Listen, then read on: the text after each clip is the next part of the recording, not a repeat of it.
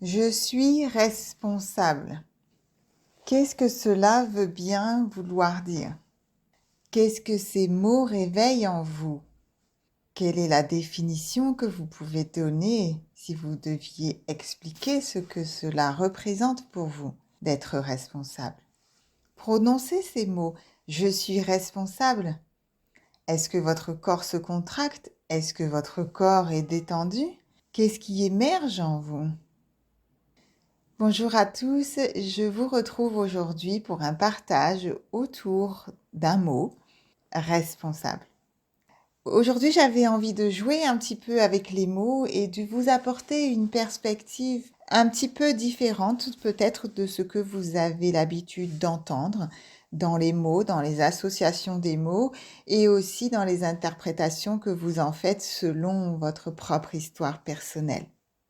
Alors aujourd'hui, je vais vous parler du mot responsable, ou plutôt d'une association de mots, puisque on veut mettre devant le pronom personnel pour parler à la première personne, pour parler de soi. Donc, je suis responsable. Mon intention ici, c'est d'élargir votre vision des choses et peut-être de vous apporter une perspective différente. Alors, restez avec moi jusqu'à la fin. Le début de cette capsule peut être un petit peu déclencheur de choses chez vous. Essayez d'écouter jusqu'au bout pour recevoir les cadeaux derrière ces mots. Pour ceux qui ne me connaissent pas, je suis Aurélie Enda, thérapeute énergéticienne. Et si vous voulez vous transformer ou vous êtes déjà dans une phase de transformation que vous avez amorcée, vous êtes au bon endroit. J'ai créé cette chaîne pour vous avec l'intention de vous apporter des clés de compréhension, des moyens d'augmenter votre conscience et de prendre la responsabilité de votre propre guérison. Encore le mot responsable, vous voyez, il est souvent effectivement dans mon langage parce que dans ma pratique, je parle beaucoup de prendre son pouvoir personnel et j'aspire à vous amener à reprendre les rênes de votre chemin de vie et de retrouver cet élan d'agir pour être la meilleure version de vous-même. Et avant d'aller explorer ce mot responsable, n'hésitez pas à me dire dans les commentaires comment cette capsule vous a aidé et à liker et à vous abonner pour recevoir les épisodes à venir. Ça soutient aussi la chaîne et mon travail, donc merci par avance de votre présence ici et de votre soutien. Alors, je suis allée voir dans un de mes ouvrages préférés, vous savez, dans le dictionnaire. Donc, par exemple, le Larousse, pour ne pas le citer, et je suis allée regarder donc la définition du mot responsable, qui doit rendre compte devant une autorité de ses actes ou de ceux dont il a la charge. Un synonyme, le garant. Donc, quand on a un garant, on va le chercher en général quand on a un problème, n'est-ce pas? Vous me voyez venir. Ensuite, on a qui est l'auteur ou le coupable de quelque chose et doit en supporter les conséquences. Troisième définition, qui est à l'origine du mal. Le virus est responsable de nouveaux cas mortels. Qui a la charge d'une fonction. Ou encore, personne qui a la charge d'une fonction, la capacité de prendre des décisions dans une organisation. On désigne le responsable de la sécurité, le dirigeant, par exemple, le chef d'une équipe de travail. Une personne qui est à l'origine de quelque chose, en particulier de quelque chose de mauvais. Nous y voilà. Et ce que je trouve à la fin, donc en petit aparté, responsable de, au sens de qui est à l'origine de, qui est cause de, est suivi d'un nom de sens négatif. On est responsable de quelque chose de plus ou moins regrettable. Ouh. Recommandation du dictionnaire, ne pas l'utiliser avec une valeur positive. Être responsable du bonheur de quelqu'un. Ah non, ça, le positif, avec ce mot-là, on n'y va pas. Hein. C'est pas autorisé par le dictionnaire, en tout cas recommandé par le dictionnaire. Et donc, ce que je vous mets en avant ici, c'est que le mot responsable dans la langue française a souvent une connotation négative. Donc, si on est responsable, oulala, on a des choses qui pèsent sur les épaules. Hein. On va nous demander de rendre des comptes, c'est forcément des problèmes qui viennent derrière. Clairement, personnellement, ça ne me donne pas envie d'y aller et de dire « Ah, je suis responsable ». Ça me paraît difficile déjà. J'ai l'impression de devoir faire un effort pour pouvoir reconnaître une responsabilité. Et la responsabilité est l'obligation qu'a une personne de répondre de ses actes, de les assumer, d'en supporter les conséquences du fait de sa charge. Vous voyez, c'est lourd déjà, de sa position, etc. Donc clairement, on doit rendre des comptes à une autorité devant laquelle on doit répondre de ses actes. Et si vous avez un petit côté rebelle, bah, ça risque de frictionner un petit peu à l'intérieur, hein. Or, dans ma pratique, je répète souvent, nous sommes responsables de la réalité que l'on crée. Je suis responsable. Je suis responsable de ce que j'attire dans ma réalité, que ce soit consciemment ou inconsciemment. Alors parfois, oui, évidemment, on ne va pas chercher certaines expériences parce qu'elles sont dites négatives ou inconfortables et traversantes dans le sens souffrante. Et par conséquent, je ne vais pas chercher volontairement des expériences négatives. En revanche, mon énergie, elle, apporte aussi sa part d'information. Mon inconscient apporte aussi sa part d'information dans ce qui se vit et les expériences que je vais attirer à moi sont des expériences que je crée par moi-même. Alors l'ego, il aime pas entendre ça, évidemment, hein. Un tel m'a fait quelque chose qui a été souffrant, bah c'est pas ma faute, je suis pas responsable de son incompétence, de sa méchanceté, de je ne sais quoi d'autre, et donc c'est forcément l'autre. Donc vous êtes responsable, je suis responsable de la part que j'apporte dans cette relation qui a permis quelque chose. Et oui, vous comprenez pourquoi ça demande beaucoup de courage de dire je suis responsable. Je prends la responsabilité de ce que j'ai posé là, consciemment, inconsciemment, énergétiquement, parce qu'il y avait des mémoires qui ont attiré cette situation à moi et je suis responsable, en partie. Alors pourquoi c'est important? Parce que c'est à partir de ce positionnement-là qui dit je suis responsable. J'ai créé en partie cette responsabilité. Donc il y a 50% de ce qui s'est joué dans cette scène de vie qui a été créé par 50% de moi.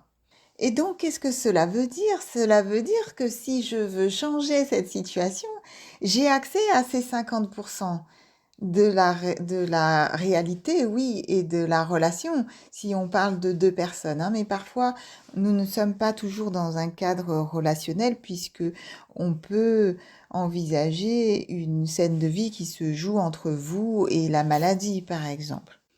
En arrière-plan, nous avons la notion de ne pas contrôler l'autre. On ne peut pas avoir du pouvoir sur l'autre. Et ce n'est pas juste d'avoir du pouvoir sur l'autre. Il est question de sa responsabilité et de ce qui se passe chez soi, non pas chez l'autre. Donc je ne peux pas contrôler les 50% de la personne ou de la situation qui est en face, mais j'ai le pouvoir d'agir sur 50% de cette relation. Et c'est de là que peut partir les prémices d'un changement, de ce positionnement où je vais me trouver et où je vais me demander qu'est-ce que je peux faire pour changer ces 50%. Et pour ça, il va falloir aller regarder, eh bien, qu'est-ce que j'ai fait pour attirer cette relation à moi? Quel est l'élément que j'ai fourni à cette scène de vie, à cette personne, à cette situation, pour faciliter et faire en sorte que cette situation se produise? Et ça demande d'être brutalement honnête avec soi, je le conçois, j'ai parlé de courage tout à l'heure.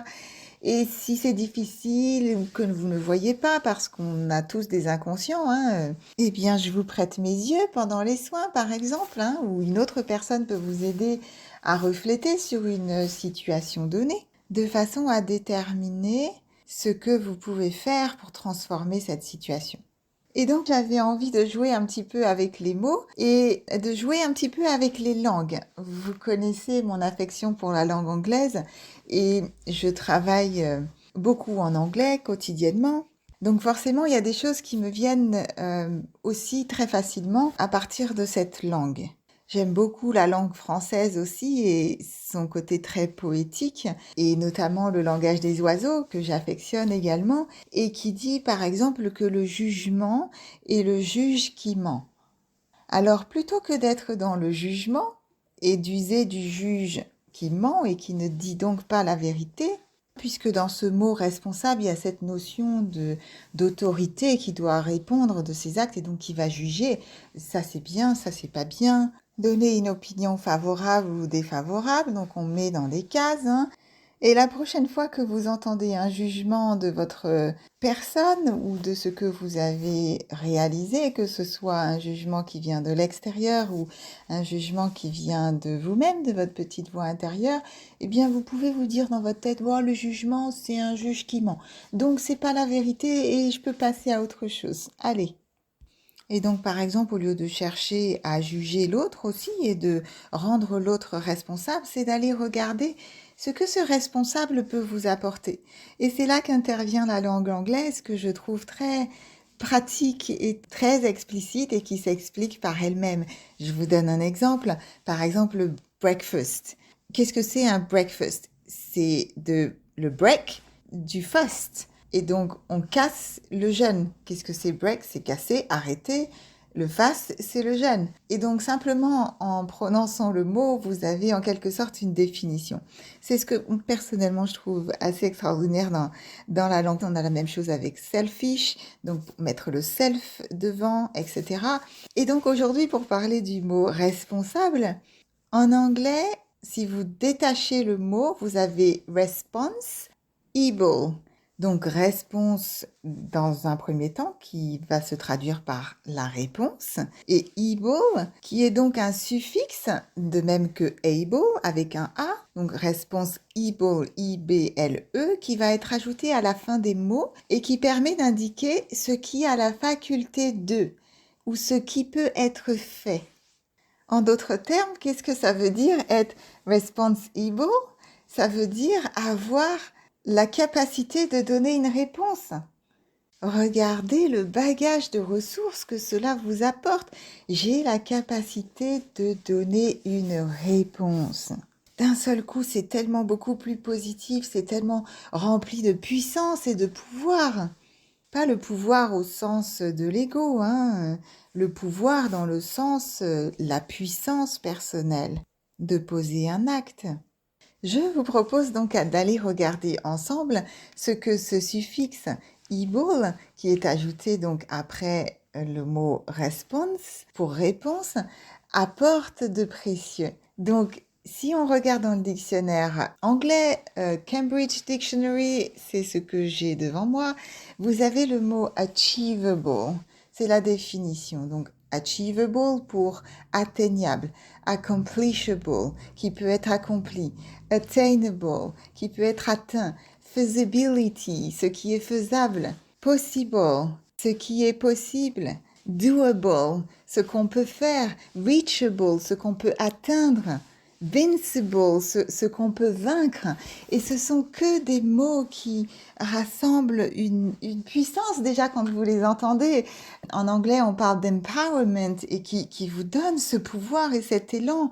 Donc, est-ce que je peux vous proposer, quand vous parlez d'être responsable et quand vous dites je suis responsable et je prends la responsabilité de ce qui se passe dans ma réalité, de le connecter à ces mots-là, quelque chose qui peut être accompli, quelque chose qui peut être atteint, même si ça demande des efforts, quelque chose qui est faisable et dont vous avez les ressources puisque vous êtes responsable et donc en même temps que vous prononcez ces mots, vous vous attribuez en fait et vous vous appropriez les ressources qui vont vous permettre de transformer une situation donnée qui n'est pas celle qui correspond à votre réalité. Est-ce que vous arrivez à voir que c'est une façon, une passerelle d'aller accéder à son pouvoir personnel? Donc quand je dis vous êtes responsable de ce que vous créez, c'est pas de vous poser des charges sur les épaules et de vous rendre coupable et de vous juger, de vous pointer du doigt, c'est pas de cela dont il s'agit. D'accord, c'est d'aller trouver sa puissance et se connecter à sa force pour agir en alignement avec son cœur, son corps et son esprit et de faire ce qui est juste pour soi. Donc vous avez compris que dans mon hypothèse, il n'y a pas vraiment de coupable en fait. Il n'est pas question ni d'être victime, ni de chercher un coupable, ni d'être dans le jugement, qui est par ailleurs le juge qui ment. Désolée s'il y a des juges qui m'entendent. Il y a des cas où il faut poser des jugements, évidemment, hein. Prenez les choses avec discernement, n'est-ce pas? Et ce pouvoir personnel, il nous invite à arrêter de remettre son pouvoir à l'autre, à une personne, à une situation, à une maladie, à être dans son autorité, à être dans sa souveraineté. Oui, il y a des situations où on peut dire que, eh bien, l'autre a agi d'une façon qui le concerne et dont il est responsable, mais même si cette situation s'est répercutée sur mon être et a eu des conséquences et des impacts négatifs, je suis responsable de la réponse que je vais donner, avec toutes les ressources avec lesquelles responsible vient cette capacité à donner une réponse. Et donc, je suis responsable de ce qui vient après les faits en question, si vous voulez. Et c'est en ça qu'on est dans son pouvoir personnel et qu'on sort de cette situation de victime pour dire, OK, ça s'est produit, il s'est passé ça. Quelle est la réponse que je peux donner à ça pour rester dans mon pouvoir personnel et transformer cette situation en quelque chose qui va se mettre à mon service, qui va me permettre de grandir, qui va me permettre d'apprendre et qui va me permettre de rejoindre la lumière si cette situation se trouvait dans l'ombre. Et c'est ce pouvoir personnel et ce positionnement qui vous permet de twister et de ne pas vous laisser en soumission de quelque chose qui est proposé dans votre réalité, de manifester vos désirs. Et cette vibration, pour être dans son pouvoir personnel, elle vient d'un alignement entre votre vie spirituelle, donc la foi et la compréhension que vous avez de la vie, entre votre inconscient, le fait d'explorer les forces cachées qui se jouent au niveau individuel et collectif, votre conscient, c'est-à-dire de choisir ses pensées, de choisir ses paroles qui vont vous faire du bien, qui vont vous faire aller vers le meilleur, puisque votre parole est créatrice, et votre physique, c'est-à-dire les choses qui sont reliées à la matière, la matérialité avec les ressentis dans votre corps, votre intuition et les actes que vous allez poser qui vont être en alignement avec justement ce que vous voulez créer tout en restant dans votre pouvoir personnel. Et nous sommes d'accord, être dans son pouvoir personnel ne veut pas dire prendre du pouvoir sur l'autre. Cela part de quelque chose d'intérieur et non pas de quelque chose qui agit envers quelqu'un d'autre vers l'extérieur. Et je finirai cette capsule en mettant en avant le fait que la capacité de dire je suis responsable est aussi une démonstration d'une maturité émotionnelle ou affective. La maturité émotionnelle est la capacité de ressentir, assumer et exprimer ses émotions de manière saine. Et c'est quelque chose qui s'apprend et qui demande effectivement d'apprendre à gérer ses émotions, d'avoir du courage de reconnaître ce qui est en soi et ce qui se joue aussi dans les relations.